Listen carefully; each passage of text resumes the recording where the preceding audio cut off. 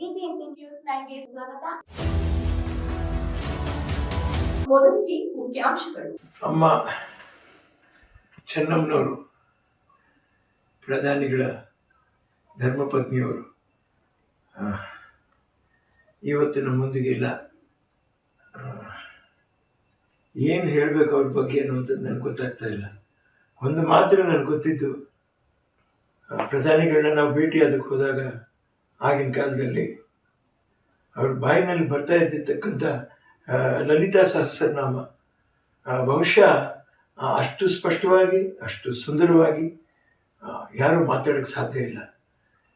ಚೆನ್ನಮ್ಮ ಅವರು, Chennambika, ಒಳನರಸೀಪುರದಲ್ಲ theatre, Chennambika films, ಇಷ್ಟು ಸಂಸ್ಥೆ, ಎಷ್ಟು ದೊಡ್ಡ ಒಂದು ವಿಷಯ. ಇಂಥ ಒಂದು ಕುಟುಂಬನ ಕರ್ನಾಟಕಕ್ಕೆ ಕೊಟ್ಟವರು ಶ್ರೇಷ್ಠ ತಾಯಿಯವರು, ಶ್ರೇಷ್ಠ ತಾಯಿ.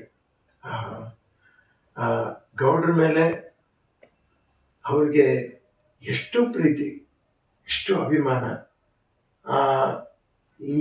ಈ ದಿನ ನನಗೇನು ನೋವಾಗ್ತಾ ಇದೆ ಅಂತ ಹೇಳಿದ್ರೆ, ಇಷ್ಟು ಅನ್ಯೋನ್ಯವಾಗಿದ್ದಿರುವಂಥ ಜೋಡಿಗೆ ದೇವರ ದೃಷ್ಟಿ ಭಾರಿ ಕಷ್ಟ, ತುಂಬ ನೋವಾಗತ್ತೆ ಮನಸ್ಸಿಗೆ. ಗೌಡ್ರ ಜೊತೆಯಲ್ಲಿ ತನ್ನ ಬೆನ್ನ ಹಿಂದೆ ಕೈ ಹಾಕೊಂಡು ಅವ್ರು ನೋಡಿರೋ ನೋಟ, ಪ್ರೀತಿ. ಗೌಡ್ರು ಹೇಗೆ ಇನ್ನೂ ತಡ್ಕೋತಾರೆ.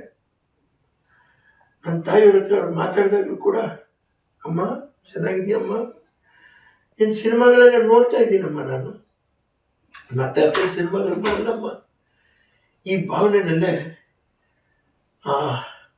ಬಾಳಿರುವಂಥವ್ರು ಅವರೆಲ್ಲ. ನನ್ನ